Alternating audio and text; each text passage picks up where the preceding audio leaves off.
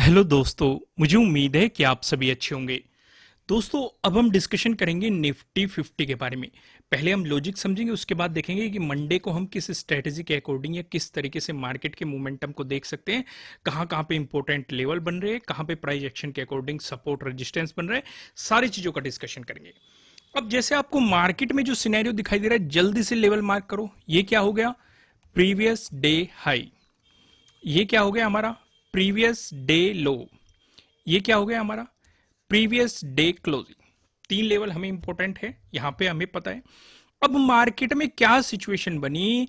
Market ने जो पहली ही कैंडल बनी, इसने प्रीवियस डे क्लोजिंग में सपोर्ट लिया। कुछ ऐसा ही सिनेरियो हमें बैंक निफ्टी में भी देखने को मिला था। बैंक निफ्टी में भी मैंने लॉजिक को एक्सप्लेन किया है, उसे भी जाके देखना, वहां से भी आपको काफी कुछ लर्निंग मिलेगी। इसके बाद जाके देख लेना। फिलहाल आप निफ्टी 50 का लॉजिक समझो और यहां पे चीजों को समझने की कोशिश करो। जो पहली कैंडल बनी, इसमें हमें अपर शैडो भी नजर आ रही है, लोअर शैडो भी नजर आ रही है, यानी कि मार्केट ने हमें एक रेंज दे दी। अगर मार्केट इससे नीचे आता है, यानी कि प्रीवियस डे क्लोजिंग का ब्रेकडाउन देता है, अगर हम स्कैल्पिंग करना चाहते हैं तो हम कर सकते हैं प्रीवियस डे लो तक, क्योंकि अगला सपोर्ट यही बनेगा। बेहतर अगर हमें लॉन्ग पोजीशन जाना है, वो तब जाना है जब मार्केट प्रीवियस डे क्लोजिंग का ब्रेकडाउन दे दे। तो यहां पे क्या सिचुएशन बना दी मार्केट ने? जब मार्केट इससे ऊपर जाएगा तो हम बाइंग के बारे में सोचेंगे, जब मार्केट प्रीवियस डे क्लोजिंग से नीचे जाएगा तब हम सेलिंग के बारे में सोचेंगे।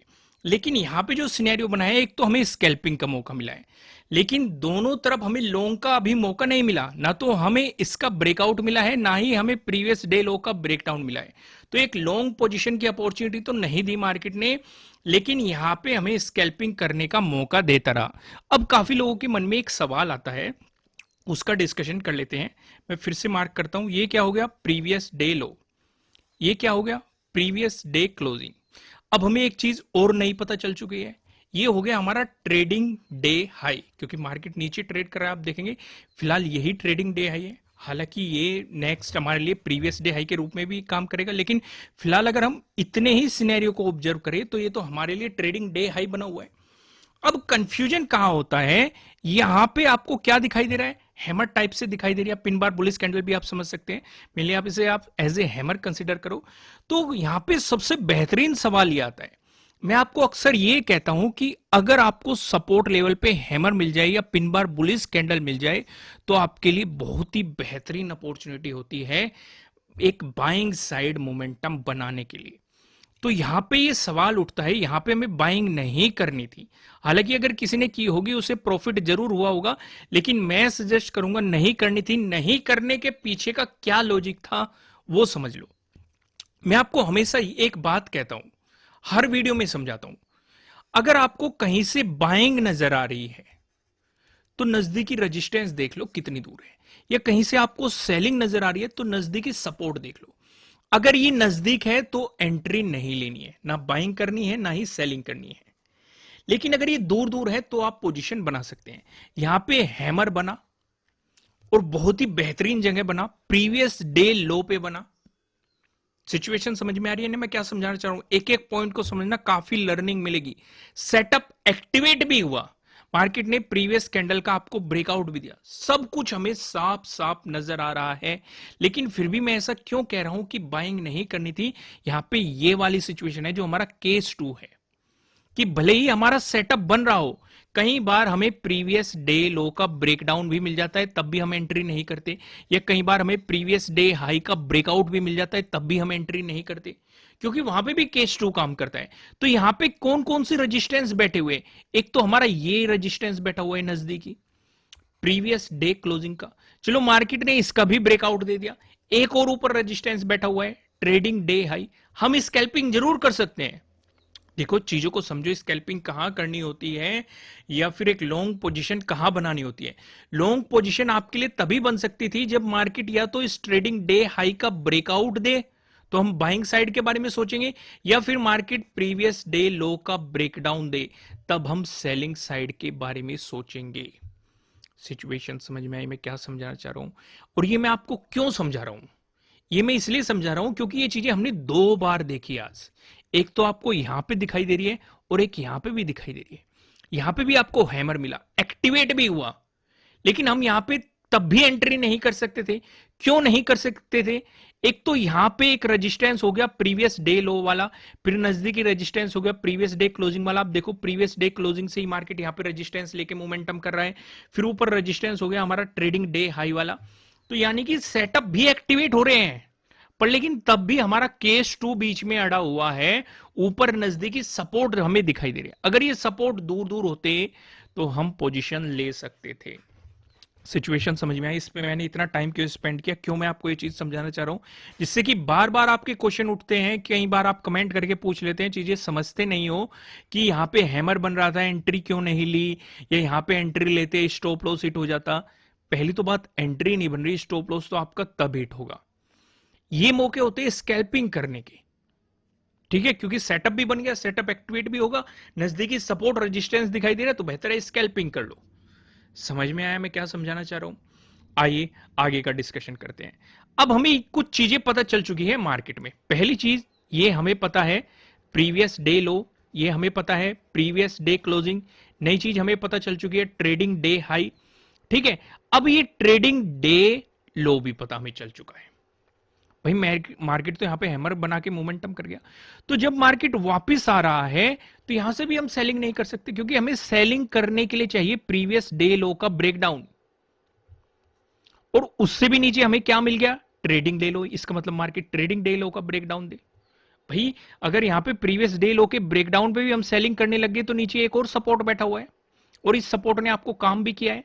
यहां पे आपको इसका ब्रेकडाउन भी मिला है, मार्केट ने नीचे मोमेंटम भी दिखाया। अगर किसी ने ट्रेडिंग डे लो के ब्रेकडाउन के अकॉर्डिंग एंट्री ली होगी तो उसे स्टॉप लॉस उसका हिट हुआ होगा। यहां पे मैं मान के चल सकता हूं कि आपका एक स्टॉप लॉस हिट हुआ होगा, सिचुएशन आपको दिखाई दे रही है।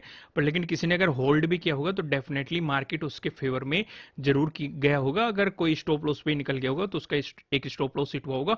पर लेकिन कोई बात नहीं, फिर से आपका ट्रेडिंग डे लो यहां पे बन चुका है, और आपको फिर से ब्रेकडाउन मिला है, फिर से काफी बेहतरीन मोमेंटम मिला है।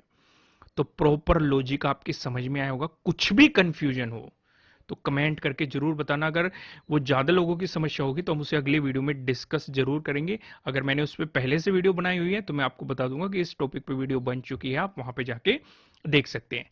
आइए अगला सिनेरियो यहां पे डिस्कस करते हैं। मंडे को हम कहां कहां पे क्या क्या नो ट्रेडिंग जोन रहने वाला है, या कहां पे मार्केट में इंपॉर्टेंट लेवल दिखाई दे रहे हैं, किस तरह की हमारी स्ट्रेटेजीज रहेगी, सारी चीजों का हम डिस्कशन करते हैं। लेकिन उससे पहले मैं आपको जानकारी के लिए बता दूं कि जो इंट्राडे स्ट्रेटेजीज वाला है, अगर आप इन सेटअप को सीखना चाहते हैं तो अभी नीचे डिस्क्रिप्शन में आपको एप्लीकेशन का लिंक मिल जाएगा। 10% का ऑफ चल रहा है। अवेलेबल ऑफर के नीचे जो कूपन दिखाई दे रहा है आप उस पर क्लिक करेंगे तो आपका 10% यहाँ पे सीधे सीधे ऑफ हो जाएगा। आप नीचे लर्निंग एप्लीकेशन मिल जाएगी आपको, आप वहां पे जाके चीजों को लर्न कर सकते हैं। फिलहाल नो ट्रेडिंग जोन का सिनेरियो समझो। यहां पे क्या सिचुएशन दिखाई दे रही है? दो रेड लाइन आपको दिखाई दे रही होगी। ऊपरले वाला लाइन की बात करेंगे 18,602, नीचे वाला लाइन की बात करेंगे 18,555, जो कि आज का डे लो भी है। कल के लिए हमारे कल से मतलब आपको समझना है मंडे। मंडे को हमारे लिए क्या एक्ट करेगा? प्रीवियस डे लो के रूप में एक्ट करेगा। जब तक मार्केट आपको इस जोन में दिखाई देता है ये आपके लिए रहेगा नो ट्रेडिंग जोन। अगर मार्केट इसका ब्रेकआउट देके निकलता है तो हम बाइंग अपॉर्चुनिटीज पे फोकस करेंगे, इसका ब्रेकडाउन देके निकलता है तो हम सेलिंग अपॉर्चुनिटीज पे फोकस करेंगे। एक एक पॉइंट को आप डिस्कस करते हैं। अगर मार्केट फ्लैट ओपन होके दिखाता है आपको पॉजिटिव मोमेंटम, उस सिचुएशन पे हमें चाहिए इसका ब्रेकआउट 18,602। अगर आपको इसका ब्रेकआउट मिलता है तो इस वाले स्विंग पे रहेगा आपका अगला रेजिस्टेंस। इसका ब्रेकआउट मिलता है जो 9th का डे हाई है, ये आपका अगला रेजिस्टेंस बन जाएगा।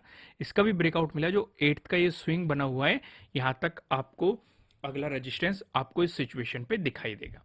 वहीं पे बात करें अगर मार्केट फ्लैट ओपन होकर दिखाता है आपको नेगेटिव मोमेंटम, तो यहां पे मार्केट को आपको तब तक ट्रेड नहीं करना है जब तक कि आपको प्रीवियस डे लो का ब्रेकडाउन नहीं मिल जाता। तो यहां पे हमारा ये सेटअप भी आपको काम करता हुआ दिखाई देगा। इस सिचुएशन भी जो आपके लिए सपोर्ट बनेगा 6th का डे लो बन जाएगा।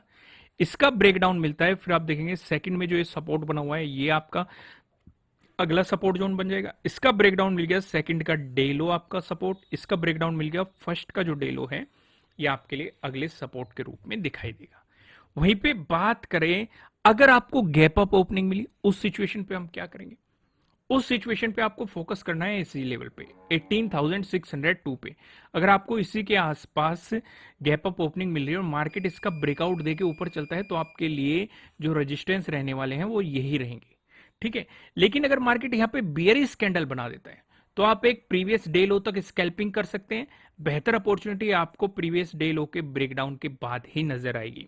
वहीं पे अगर मार्केट आपको गैप डाउन ओपनिंग देता है उस सिचुएशन पे आप क्या कर सकते हैं, उस सिचुएशन पे आप फोकस करेंगे सिक्स के डे लो पे। अगर मार्केट यहां पे गैप डाउन ओपनिंग दे देता है इसी के आसपास और मार्केट बियरिश कैंडल बना के नीचे की तरफ मोमेंटम दिखाता है तो आपके लिए सपोर्ट जोन यही रहने वाले हैं। लेकिन अगर बुलिश कैंडल बनी, जब तक कि आपको यहां पे प्रीवियस डे क्लोजिंग का ब्रेकआउट नहीं मिल जाता तब तक आपको बाइंग के बारे में नहीं सोचना है। प्रीवियस डे क्लोजिंग के ब्रेकआउट के बाद आप बाइंग अपॉर्चुनिटीज पे फोकस कर सकते हैं। वहीं पे बात करें पेवेट पॉइंट की, पेवेट पॉइंट के अकॉर्डिंग हमें कहां पे सपोर्ट कहां पे रेजिस्टेंस दिखाई दे रहा है। अगर निफ्टी 50 में आपको एक पॉजिटिव मोमेंटम देखने को मिला उस सिचुएशन पे जो हमें पहला रेजिस्टेंस नजर आ रहा है 18,613 पे नजर आ रहा है। अगर आपको इसका ब्रेकआउट मिलता है जो हमें दूसरा रेजिस्टेंस दिखाई दे रहा है 18,636 पे नजर आ रहा है। अगर आपको इसका भी ब्रेकआउट मिला जो हमें तीसरा रेजिस्टेंस दिखाई दे रहा है। तीसरा रेजिस्टेंस बताने से पहले मैं आपको बता दूं आपके लिए किसी भी तरह का ना तो कोई बाय रिकमेंडेशन है ना ही कोई सेलिंग रिकमेंडेशन है। ये जस्ट एजुकेशनल पर्पज से बनाई गई एनालिसिस वीडियो है। इन्वेस्ट करने से पहले आपको अपनी रिसर्च करनी है, अपने इन्वेस्टर की सलाह लेनी है, क्योंकि प्रॉफिट भी आपका होने वाला है, लॉस की जिम्मेदारी भी आपको अपने आप लेनी है। जो यहाँ पे हमें तीसरा रेजिस्टेंस नजर आ रहा है 18,675 पे आपको यहाँ पे तीसरा रेजिस्टेंस दिखाई दे रहा है।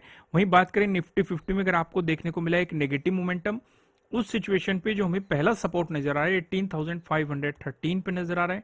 अगर आपको इसका ब्रेकडाउन मिलता है जो दूसरा सपोर्ट नजर आ रहा है 18,469 पे नजर आ रहा है। अगर आपको इसका भी ब्रेकडाउन मिलता है जो हमें तीसरा सपोर्ट दिखाई दे रहा है 18,433 पे आपको यहाँ पे तीसरा सपोर्ट देखने के लिए मिल रहा है।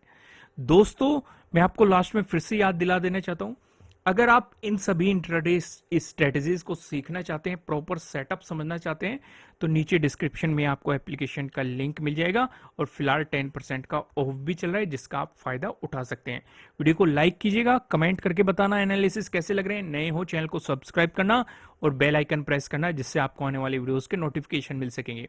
फिलहाल इस वीडियो में इतना ही, फिर मिलेंगे किसी नेक्स्ट वीडियो में किसी अच्छे कंटेंट के साथ। Thank you.